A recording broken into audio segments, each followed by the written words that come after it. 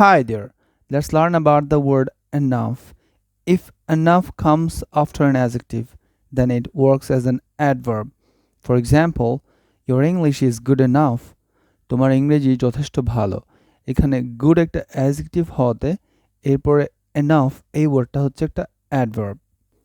And enough comes before noun and works as an adjective. For example, he has enough money.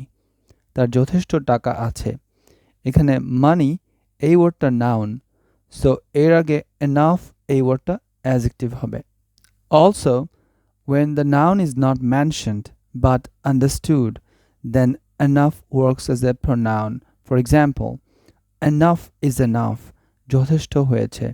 এখানে যথেষ্ট কি হয়েছে মানে নাউনটা কি এটা আমাদের জানা নেই, সেজন্য এখানে enough এটা প্রোনাউন এবং একই সাথে সাবজেক্ট হিসেবে ইউজ হচ্ছে। Thank you, happy learning.